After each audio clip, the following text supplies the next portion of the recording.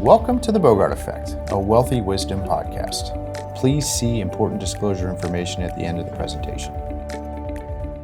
Let's talk a little bit about required minimum distribution planning and as well as any type of QCDs. Yeah. Right? So the ones we just mentioned are if you're still accumulating, this is, okay, now I'm retired. Let's talk about what has to come out. There's also a deadline there. So your required minimum distribution, which right now is 73, age 73 is when it starts. That's your required beginning date. Goes up to 75, but you've got to have that money out by December 31st. So you can either take it out by just taking a distribution, right? Pulling it to yourself, or doing a qualified charitable distribution, which is where you send the money directly out into charity. Bingo. But either one, they have to be done by December 31st. Yeah. And so traditional IRAs, we can add them all up and do it just from one of the IRAs. But if you still have remnant 401ks sitting somewhere, that required minimum distribution needs to come directly from that 401k. Exactly. You can't aggregate those with your personal. So just something to be mindful of. By the way, that's just a little quick caveat. Once you're in retirement mode, having outside 401ks can be a little cumbersome from an administrative perspective. It typically will benefit post-retirement to start consolidating and having everything in one place. Not to mention, you can't do a qualified charitable distribution from an employer-sponsored plan, right? So from a 401k, an old 401k. So that's another compelling reason. If you are charitably inclined, for a lot of our clients, they make sense to do. It keeps that money off your AGI, off your top line.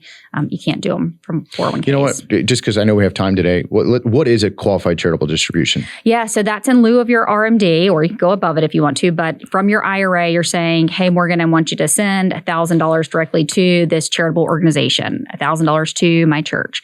Any 501c3, it just can't go into a donor advised fund. That's still one of the caveats.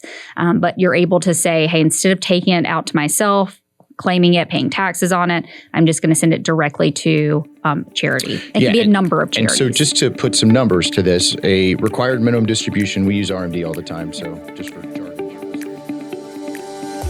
The previous presentation by Bogart Wealth was intended for general information purposes only. No portion of the presentation serves as the receipt of or as a substitute for personalized investment advice from Bogart Wealth or any other investment professional of your choosing. Different types of investments involve varying degrees of risk, and it should not be assumed that future performance of any specific investment or investment strategy or any other non-investment related or planning services, discussion, or content will be profitable, be suitable for your portfolio or individual situation, or prove successful. Neither Bogart Wealth's investment advisor registration status nor any amount of prior experience or success should be construed that a certain level of results or satisfaction will be achieved if Bogart Wealth is engaged or continues to be engaged to provide investment advisory services. Bogart Wealth is neither a law firm nor accounting firm, and no portion of its services shall be construed as legal or accounting advice. No portion of the podcast content should be construed by a client or prospective client